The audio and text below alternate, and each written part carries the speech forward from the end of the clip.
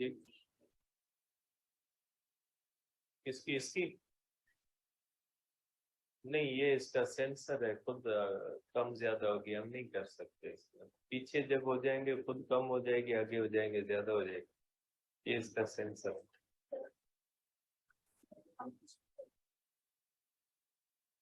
इसमें इंक्रीज होगा, आप बाद में पूछ लीजिएगा क्लास से बाद। देखिए बेटा, हमने डिस्कस किया था, कल हमने सेकंड लॉ ऑफ थर्मोडायनेमिक्स के बारे में डिस्कस किया था, और उसमें हमने एक पॉसिबिलिटी देखी थी कि आइसोबैरिक प्रोसेस हमें कौन सी पॉसिबिलिटी बताता है इंजन के बारे में। शायद मैंने आइसोबैरिक प्रोसेस को किया था आपके जो है वो क्लास में, मैं वहीं से वापस जो है वो स्टार्ट करता हूँ बेटा। देखिए बेटा, हम पढ़ रहे हैं सेकंड लॉ ऑफ थर्मोडायनेमिक्स बेटा।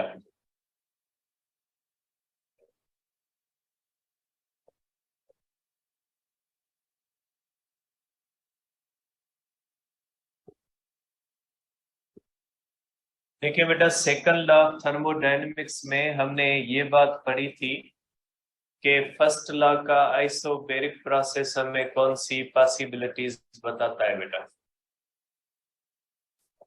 ठीक है, इसके अंदर हमने ये पढ़ा था कि आइसोबैरिक प्रोसेस हमें कहता है कि अगर हमें कोई हीट इंजन बनाना है बेटा, तो उसके लिए हमेशा दो रिजर्वायर की जरूरत पड़ेगी। एक हॉट रिजर्वायर होगा और दूसरा कोल्ड रिजर्वायर होगा बेटा। इसका टेम्परेचर T1 होगा और इसका टेम्परेचर क्या होगा बेटा, T2 होगा। ये इंजन होता है, यहाँ से हीट क्यू फ्लो करेगी और यहाँ से बेटा, यहाँ से इंजन हमें वर्क देगा, और रिमेनिंग हीट जो होगी वो Q2 की सूरत में किस तरफ चली जाएगी बेटा, कोल्ड रिजर्वायर की तरफ चली जाएगी। हमने ये डिस्कस किया था बेटा कि अगर हम आइसोबैरिक प्रोसेस की बुनियाद पे कोई इंजन बनाएंगे, तो ऐसे इंजन को काम करने के लिए हमेशा दो रिजर्वायर की जरूरत पड़ेगी। एक हॉट रिजर्वायर जो हीट देगा और इंजन उसको वर्क में कंप्लीट करेगा, और रिमेनिंग पार्ट किस में चला जाएगा, कोल्ड रिजर्वायर की तरफ चला जाएगा। ऐसा इसलिए होता है कि आइसोबैरिक प्रोसेस के अंदर हमारी पूरी की पूरी हीट सप्लाइड जो होती है वो वर्क में नहीं जाती। उस हीट का कुछ हिस्सा वर्क में जाता है, और बाकी जो हिस्सा बचेगा वो किस तरफ चला जाएगा, कोल्ड रिजर्वायर की तरफ। तो इसके मुताबिक बेटा, अकॉर्डिंग टू आइसोबैरिक प्रोसेस, कि अगर आप इंजन बनाओगे तो ये इंजन तब तक काम करता रहेगा जब तक हॉट रिजर्वायर का टेम्परेचर ज्यादा होगा और कोल्ड रिजर्वायर का टेम्परेचर कम होगा। जब दोनों का टेम्परेचर बराबर हो जाएगा, तो फिर आइसोबैरिक प्रोसेस के मुताबिक हीट इंजन जो है वो काम करना छोड़ देगा। शायद यहाँ तक हमने कल डिस्कस किया था कि आइसोबैरिक प्रोसेस हमें कौन सी पॉसिबिलिटी बताता है, और शायद मैंने लिखा भी था इसका कि आइसोबैरिक प्रोसेस के मुताबिक हमें तीन चीजें चाहिए, हॉट रिजर्वायर, कोल्ड रिजर्वायर, और जो है वो इंजन, या जिसको हम वर्किंग सब्सटेंस कहते हैं बेटा। ठीक है, अब ये बेटा पॉसिबिलिटी हमें बताता है आइसोबैरिक प्रोसेस। अब हम डिस्कस करते हैं कि आइसोथर्मल प्रोसेस हमें कौन सी पॉसिबिलिटी बताता है, कि आइसोथर्मल प्रोसेस हमें क्या कहता है इंजन के बारे में बेटा। ठीक है, तो आज हम इसको यहाँ से स्टार्ट करते हैं आइसोथर्मल प्रोसेस के मुताबिक बेटा। अकॉर्डिंग टू आइसोथर्मल प्रोसेस बेटा, आइसोथर्मल प्रोसेस के मुताबिक इंजन को कैसा बनना चाहिए बेटा। According to the isothermal process, engine requires बेटा, इंजन रिक्वायर्स, इसकी पहली बात बेटा, engine requires only one reservoir. ठीक है, इंजन को सिर्फ एक रिजर्वायर चाहिए। बेटा एक रिजर्वायर क्यों चाहिए इंजन को? देखिए आइसोथर्मल के मुताबिक सिर्फ एक रिजर्वायर चाहिए। क्यों चाहिए एक रिजर्वायर? ठीक है, क्योंकि उसमें तो टोटल हीट किस में कन्वर्ट हो जाती है? वर्क में। बात ही खत्म हो जाती है। जैसे मैंने कल भी आपको एग्जांपल दिया था कि एक बंदे की अगर इनकम इतनी है और एक्सपेंसेस भी उतने ही है, मीन्स फिर उसके पास सेविंग जीरो होगी। मीन्स उसको किसी बैंक अकाउंट की जरूरत नहीं है। जितनी इनकम हो रही है उतने ही एक्सपेंसेस हो रहे हैं। मीन्स तीसरी चीज की जरूरत ही नहीं, इनकम और एक्सपेंसेस क्या हो जाते हैं? बैलेंस हो जाते हैं। लेकिन आइसोबैरिक प्रोसेस में क्या होता है? इनकम ज्यादा है, एक्सपेंसेस कम है, तो रिमेनिंग किस तरफ जाएगा? सेविंग के अंदर जाएगा। ये एक ऐसा प्रोसेस है जो कहता है कि जितनी आप हीट दोगे वो पूरी की पूरी किस में कन्वर्ट हो जाएगी? वो पूरी की पूरी जो होगी वो वर्क के अंदर कन्वर्ट हो जाएगी। तो इसका मतलब ये हुआ कि फिर आपको सिर्फ एक रिजर्वायर की जरूरत पड़ेगी जो हीट देता रहे और उसको जो है वो इंजन कंप्लीटली किसके अंदर कन्वर्ट करता रहे? वर्क के अंदर कन्वर्ट करता रहे। मींस एक इंजन ऐसा बनेगा अकॉर्डिंग टू द, ठीक है बेटा, according to the isothermal process एक इंजन जो है वो ऐसा बन जाएगा जिसमें सिर्फ एक रिजर्वायर होगा जहां से हीट आएगी और वो टोटल की टोटल हीट किस में चली जाएगी बेटा? वर्क में। और यहाँ पे Q2 जो होगा बेटा वो जीरो, क्योंकि हीट बचेगी नहीं तो कोल्ड रिजर्वायर की जरूरत नहीं है। ठीक है, ये बात समझ गए। अब आ जाए दूसरी बात। दूसरी बात ये कि फिर हॉट रिजर्वायर और कोल्ड रिजर्वायर की भी जरूरत नहीं है। फिर तो आप हीट कहीं से भी ले सकते हैं। देखें, एक बात देखें, आप इसको ध्यान में रखें। सपोज करें आपके पास एक जग है, ठीक है, और उसमें एक पाइप लगा हुआ है। वो पाइप आप समंदर में लगा देते हो। अगर जग का और समंदर का पानी बराबर होगा तो न समंदर का पानी जग की तरफ जाएगा, ना ही जग का पानी किस तरफ जाएगा? समंदर की तरफ जाएगा। क्यों? क्योंकि दोनों की हाइट बराबर है या दोनों की पोटेंशियल एनर्जी लेवल बराबर है। ठीक है, अब सपोज करें अगर आप जग को थोड़ा ऊपर कर देते हो तो पानी जग का किस तरफ फ्लो करेगा बेटा? समंदर में। अगर जग को समंदर से नीचे कर दोगे तो समंदर का पानी किस तरफ जाएगा? जग। मीन्स जब लेवल्स के दरमियान डिफरेंस होगा तो ही वाटर का फ्लो होगा। ठीक है, अब जब फॉर एग्जांपल वही पानी, ठीक है, वही पानी अगर जग के अंदर पड़ा हो और हम कोई स्ट्रॉ लगा के या जो है वो पाइप लगा के हम पी ले, तो क्या जरूरी है कि जग को ऊपर रखेंगे तब हम पी सकेंगे या जग नीचे? मीन्स जब हम पानी पीते हैं तो इस बात की ये चीज खत्म हो जाती है कि वो नीचे है या ऊपर। ऐसा तो नहीं होगा ऊपर करके हम पिएंगे तो पानी पी सकते हैं या ऐसे रखेंगे पानी की लेवल अगर हमारे मुंह से नीचे होगी तो पानी नहीं पी सकते, ऐसे तो नहीं होता ना। तो देखिए डिफरेंस की बात तब आती है जब दो चीजें होती है। इसमें तो है ही एक ही चीज है, इसके अंदर डिफरेंस की तो जरूरत ही नहीं है ना। इसमें सिर्फ एक रिजर्वायर चाहिए जो हीट दे और वो वर्क में कंप्लीटली कन्वर्ट होती रहे। फिर तो इसके लिए हॉट रिजर्वायर का टेम्परेचर सराउंडिंग से ज्यादा होना जरूरी नहीं है, क्योंकि सराउंडिंग से ज्यादा होना जरूरी इसलिए होता है ताकि हीट का फ्लो होना चाहिए from hot reservoir to the cold reservoir. अगर कोई भी इंजन सिर्फ एक ही रिजर्वायर पे काम कर लेगा तो फिर हमें सेकंड रिजर्वायर की जरूरत नहीं पड़ती, फिर टेम्परेचर ज्यादा या कम होने की भी जरूरत नहीं पड़ती। मींस ये फर्स्ट लॉ का आइसोथर्मल प्रोसेस एक अजीब चीज को प्रिडिक्ट कर रहा है। ये कहता है कि जब आप कंप्लीटली हीट को वर्क, फॉर एग्जांपल मैं एक बना लेता हूं कि सपोज करें कि इन इसकी जो सराउंडिंग है, सराउंडिंग का टेम्परेचर आप कह लें कि सराउंडिंग का टेम्परेचर 40 डिग्री सेल्सियस, आम हमारा जो है वो 40 डिग्री सेल्सियस मैंने रख दिया।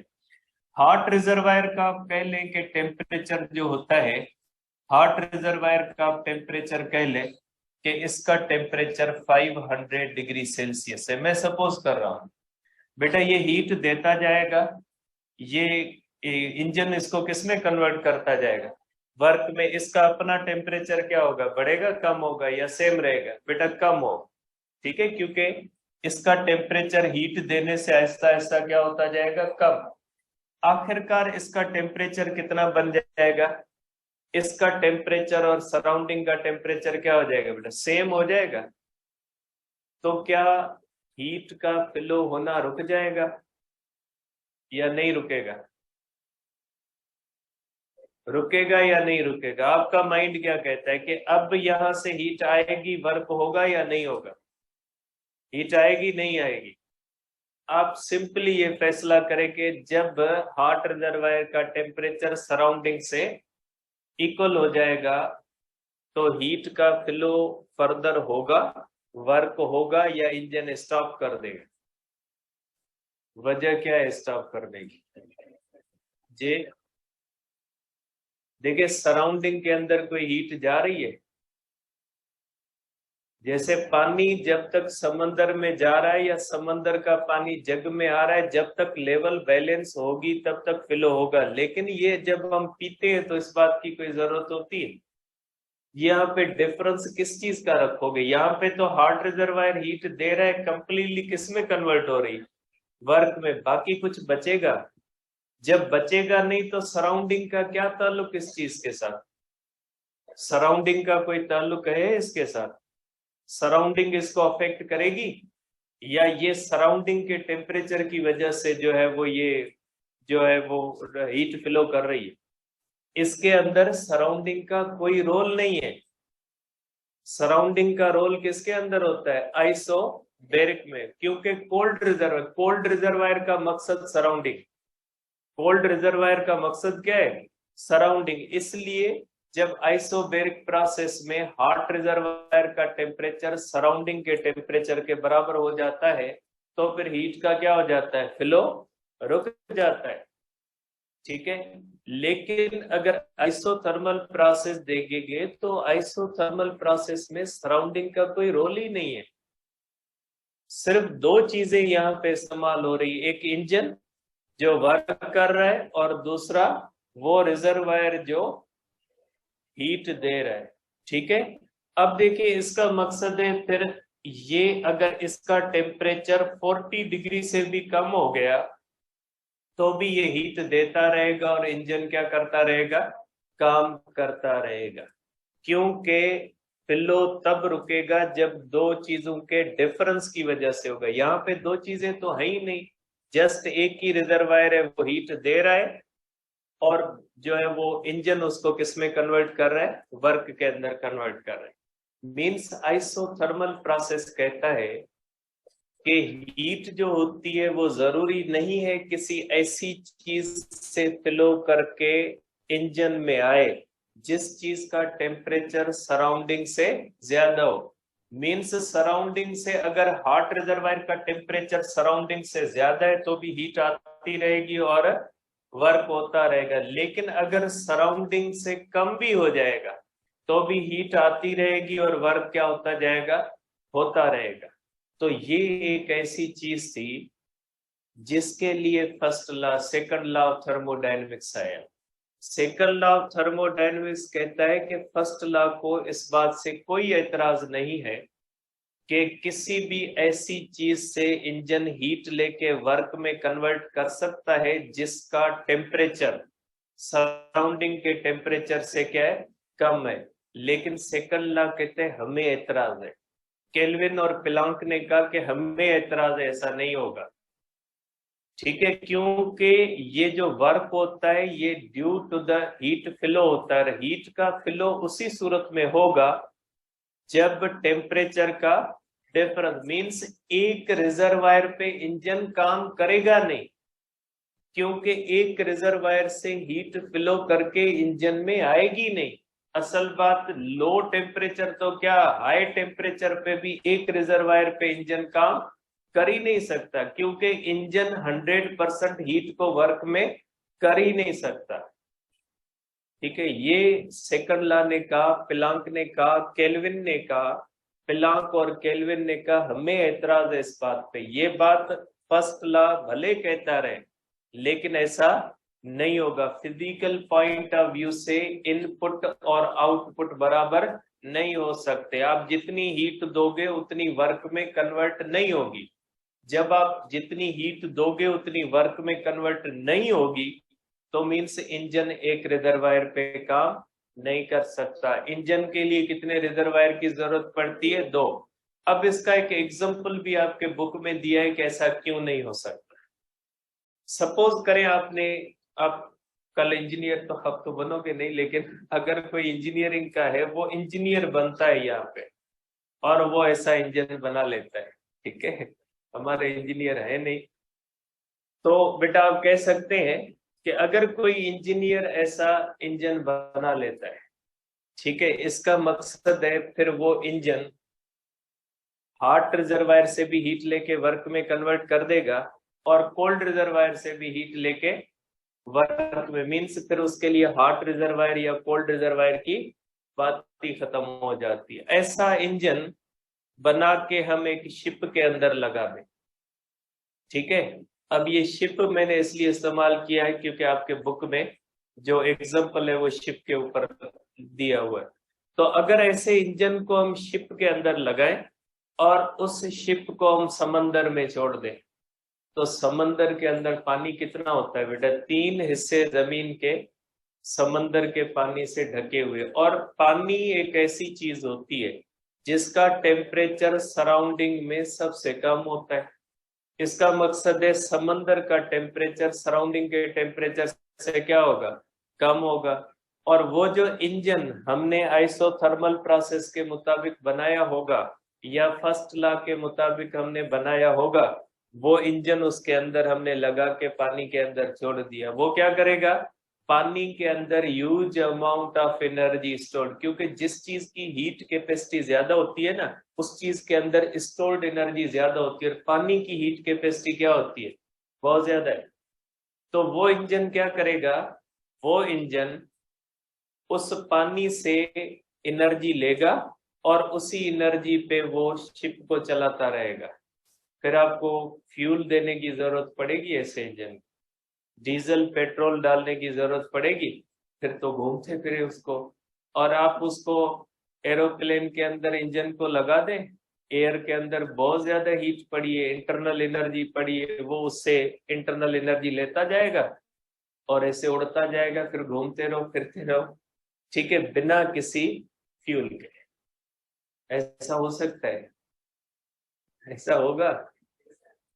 देखिए, आपको अभी तक यकीन नहीं है कि ऐसा नहीं होगा, तो देखिए ऐसा हो सकता है, नहीं हो सकता, नहीं होगा ऐसा। ठीक है, कुछ चीजें ऐसी होती है जो कंफर्म होती है, नहीं होगा ऐसे। जैसे पानी से एक इंजन बना था यहाँ पे कुछ अर्सा पहले, तो बहुत सारे लोग कह रहे थे ऐसा नहीं होगा, लेकिन हमारे जो बहुत सारे न्यूज़पेपर्स और न्यूज चैनल्स जो थे वो बड़ी कर रहे थे कि हमारे जो सिंध से एक बंदे ने पानी के ऊपर जो वो इंजन बनाया था, तो फिजिक्स वाले जो थे वो चीख और चिल्ला रहे थे भाई नहीं होगा ऐसा। लेकिन अभी तक वो इंजन पता नहीं मार्केट में क्यों नहीं आया। तो देखिए, तो बेटा ऐसा इंजन नहीं बन सकता। अगर ऐसा इंजन बनेगा तो वो बगैर फ्यूल के क्या करेगा? काम करेगा। तो फर्स्ट लॉ ऑफ थर्मोडायनेमिक्स, इस बात ये फर्स्ट लॉ ऑफ थर्मोडायनेमिक्स में ड्रॉबैक कहा जाता है कि फर्स्ट लॉ ऑफ यहाँ से एक और भी इंपॉर्टेंट बात आती है कि फिर ये बात फजूल बन जाती है कि heat flows from hot body to the cold body. फिर इस बात के करने का फायदा नहीं है, क्योंकि फर्स्ट लॉ कहता है हॉट बॉडी से कोल्ड में भी चली जाएगी और कोल्ड बॉडी से हॉट बॉडी में भी चली जाएगी बगैर किसी एनर्जी के। मींस हीट का flow hot body to cold body भी स्पॉन्टेनियस फ्लो होगा। स्पॉन्टेनियस फ्लो का मकसद है खुद ब खुद होने वाला। और cold body to the hot body भी क्या हो जाएगा? स्पॉन्टेनियस फ्लो होगा। ठीक है, तो आप कह सकते हैं कि अगर हम फर्स्ट लॉ ऑफ थर्मोडायनेमिक्स को देखते हैं तो उसके दो प्रोसेसेस जो इंजन प्रीडिक्ट कर रहे हैं, एक प्रोसेस कहता है कि दो रिजर्वायर की जरूरत पड़ेगी और दूसरा प्रोसेस क्या कहता है कि सिर्फ आपको एक रिजर्वायर की जरूरत पड़ेगी। ठीक है, अब सेकंड लॉ की बात करते हैं कि सेकंड लॉ किस चीज को फाइनल करता है कि ये सही है या ये सही है। ठीक है, मुझे बुक दे दे बेटा, मैं स्टेटमेंट वही लिख लेता हूं जो स्टेटमेंट आपके बुक के अंदर है बेटा। तो सेकंड लॉ की पहली स्टेटमेंट है बेटा, जिसको हम कहते हैं केल्विन स्टेटमेंट। ठीक है बेटा, इसको हम क्या कहते हैं, केल्विन स्टेटमेंट, या इसको हम कहते हैं kelvin Planck statement.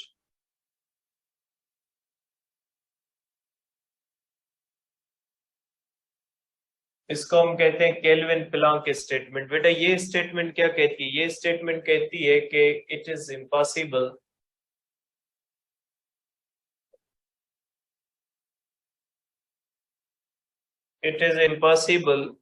to drive a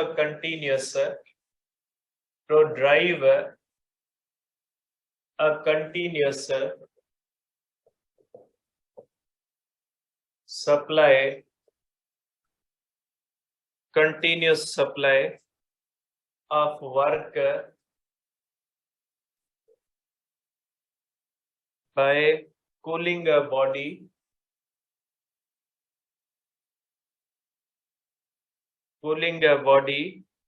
to a temperature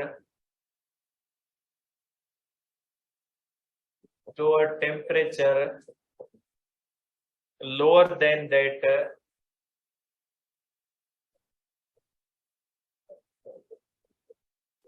क्योंकि इसकी स्टेटमेंट्स बहुत सारी है बेटा, हमने यही डिस्कस करनी है। Then that of the coldest of its surroundings.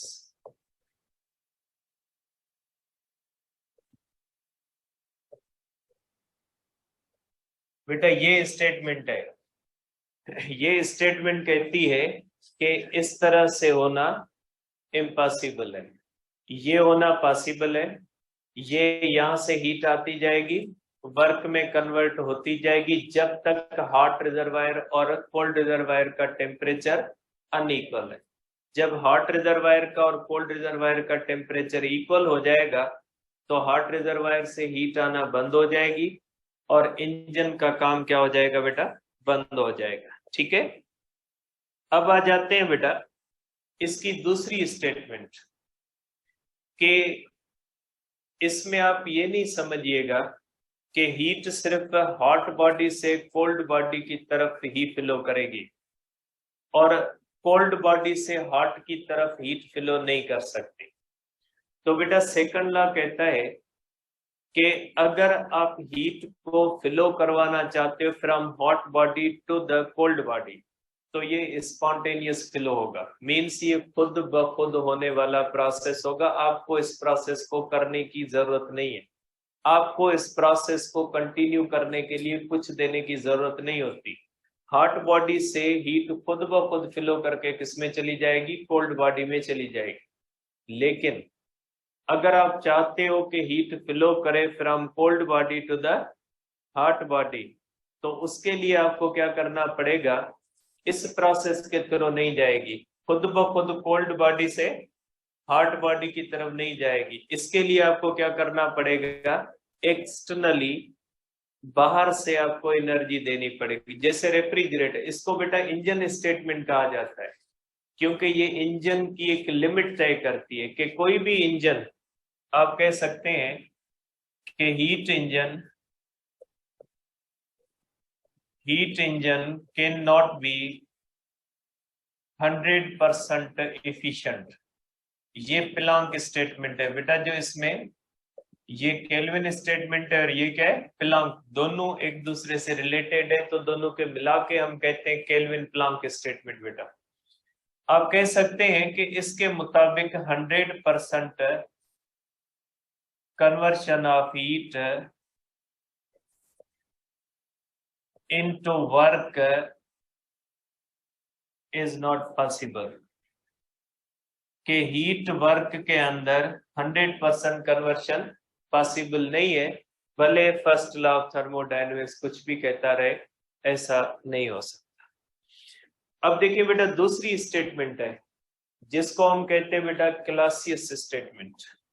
इसको हम कहते हैं बेटा क्लासियस स्टेटमेंट। अब देखते हैं क्लासियस स्टेटमेंट क्या कहती है बेटा।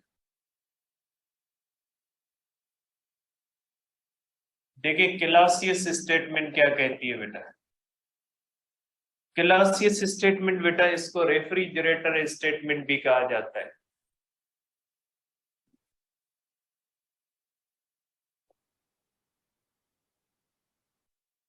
ठीक है, ये रेफ्रिजरेटर स्टेटमेंट है बेटा। ये स्टेटमेंट कहती है, इसके मुताबिक it is possible, it is possible, it is possible to cause heat, to cause heat to flow from cold body to hot body। ये भी इम्पॉसिबल है बेटा। ठीक है, it is impossible hot body without expenditure of energy बेटा, expenditure of energy बेटा।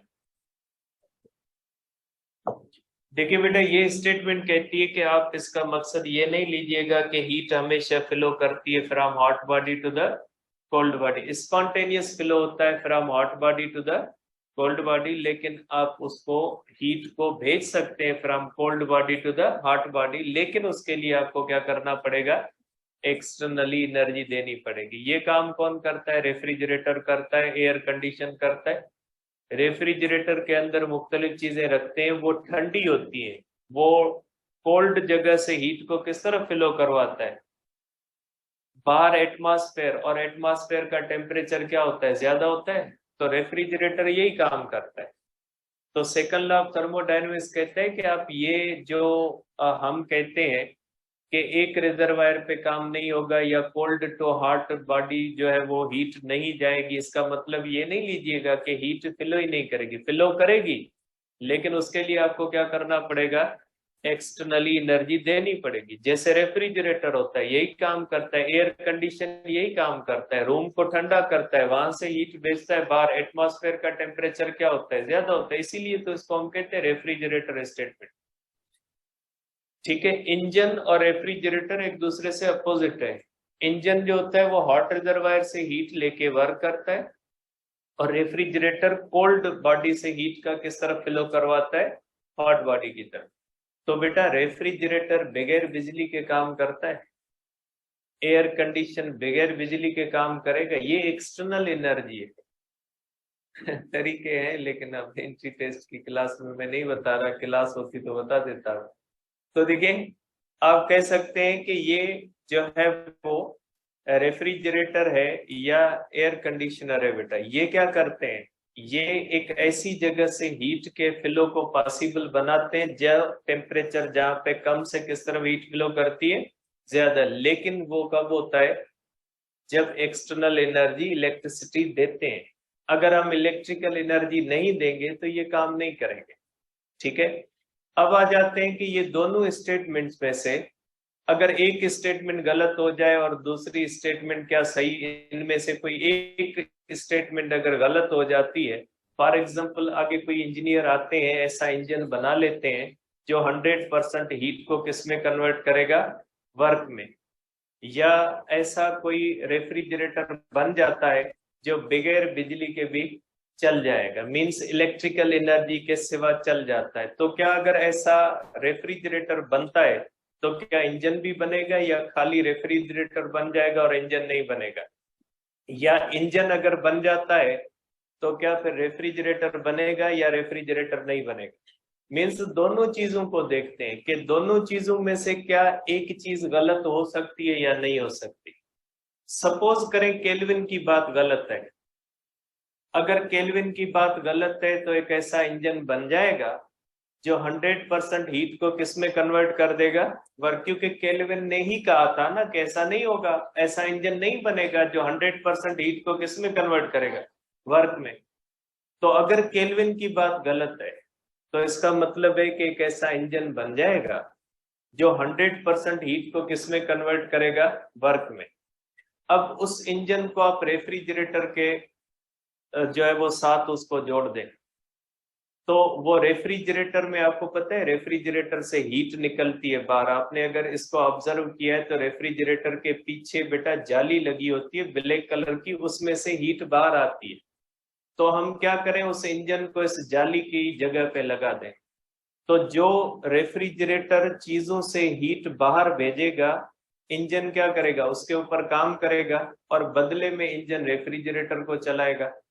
नतीजा ये निकलेगा कि रेफ्रिजरेटर के अंदर से आने वाली हीट इंजन को मिलेगी, इंजन उस हीट पे चलेगा और इंजन किसको चलाएगा, रेफ्रिजरेटर को। आपको बाहर से कुछ नहीं देना पड़ेगा, न इंजन को फ्यूल डालना पड़ेगा, न रेफ्रिजरेटर को बिजली देनी पड़ेगी। वो अपनी ही अंदर वाली एनर्जी के ऊपर रेफ्रिजरेटर चलाएगा इंजन को। इंजन किसको चला लेगा, रेफ्रिजरेटर को। मींस इंजन भी बगैर फ्यूल के काम करेगा और रेफ्रिजरेटर भी बगैर जो है वो बिजली के काम करेगा। इसका मकसद है अगर ऐसा इंजन बन गया तो ऐसा रेफ्रिजरेटर भी बन जाएगा। तो अगर एक चीज गलत होगी तो दूसरी चीज भी क्या हो जाएगी, गलत हो जाएगी। ठीक है, अब पेज खोल ले बेटा, page number 30।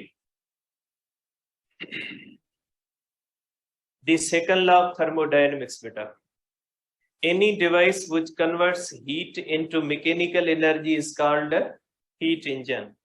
The essentials of heat engine are furnace or cold body, hot body, the working substance and a condenser. बेटा condenser means cold reservoir, working substance means yes cylinder piston. इन steam engine, बेटा ये example दिया गया, steam engine होता है जिसके अंदर पानी होता है, उसको गर्म करते हैं, स्टीम का प्रेशर बनता है और उस प्रेशर के ऊपर जो है वो इंजन काम करता है। In steam engine the steam absorbs heat from furnace hot reservoir से इंजन किसमें बेटा, हीट किसमें आ जाती है, जो है वो स्टीम के अंदर आती है। In steam engine the steam absorbs heat from the furnace, converts some of it into the work by applying pressure to the piston and rejects the rest to the condenser. ये किस engine की बात की गई है, isobaric वाले की या आइसोथर्मल? आइसोबैरिक के स्टीम हीट लेती है, उसका कुछ हिस्सा वर्क में और दूसरा किसको दे देती है, condenser. Condenser means cold reservoir. The point to note is that the furnace is at a higher temperature than the condenser. के पॉइंट ये नोट करनी है कि जब तक फर्नेस का टेम्परेचर ज्यादा होगा कंडेंसर से, तब तक ये इंजन काम करता रहेगा। When the working substance falls in the temperature as shown in the figure, we can generalize it by saying that the two bodies must be maintained at different temperature for the working of a heat engine. कि हमेशा दो bodies हो जिनके दरमियान temperature का difference हो, means hot reservoir और cold reservoir. A continuous supply of work has never yet been obtained from a single supply of heat. कि आज तक ऐसा कोई भी इंजन नहीं देखा गया जो उस प्रोसेस के मुताबिक सिर्फ एक ही रिजर्वायर से कंटिन्यूअसली हीट ले। ठीक है, a continuous supply of work has never yet been obtained from a single supply of heat. Otherwise, we could build a ship which would use far more heat in the ocean water without needing any fuel. ये example मैंने आपको बता दिया। This leads to the first way of stating the second law of thermodynamics due to Kelvin. It is impossible to drive a continuous supply of work by cooling a body to a temperature lower than that of the coldest of its surrounding. कि engine का hot reservoir जब तक surrounding से ज्यादा temperature होगा तब तक heat देता रहेगा, इंजन किस में कन्वर्ट करता रहेगा, वर्क में। जब हॉट रिजर्वायर का टेम्परेचर सराउंडिंग के बराबर हो जाएगा तो इंजन काम करना छोड़ देगा। Let us consider the fact that no one has ever built a refrigerator which will work without a supply of energy. A refrigerator is essentially a machine for conveying heat from one body at lower temperature to another at a higher temperature shown in the figure. In other words, it is only possible to make heat flow from a cold body to a hot body by using up work. The statement of second law of thermodynamics due to Clausius comes from the consideration of this fact of refrigerator and it is stated. It is impossible to cause heat to flow from a cold body to a hot body without the expenditure of energy. We shall now prove that both these statements are equivalent for showing that if either of these statements is supposed to be false, the other must be false. जो अभी मैंने आपको बताया कि अगर ऐसा engine बन जाएगा जो 100% हीट को किस में कन्वर्ट करेगा, वर्क में, तो एक ऐसा रेफ्रिजरेटर भी बन जाएगा जो बगैर इलेक्ट्रिसिटी के काम करेगा। अब आखिरी पैरा पे आ जाए बेटा। According to the Kelvin statement, actually ये प्लांक की स्टेटमेंट है। केल्विन स्टेटमेंट पहले हम पढ़ चुके, एक्चुअली प्लांक की, लेकिन आपके बुक में अगर केल्विन की लिखी हुई आप केल्विन की मानोगे। An engine when converting heat into mechanical work cannot convert all of it into work. ये प्लांक ने कहा था कि 100% कोई भी इंजन एफिशिएंट नहीं हो सकता। A part of the heat must be rejected in a cooler reservoir. Means second law कहता है कि इंजन हमेशा किसकी बुनियाद पे बनेगा, आइसोबैरिक की बुनियाद पे बनेगा। ठीक है। It is impossible to devise a machine that would have an efficiency of 100% even though the first law would be satisfied. First law को मसला नहीं है, second law को मसला है। ठीक है, कल डिस्कस करते हैं कार्नो साइकिल।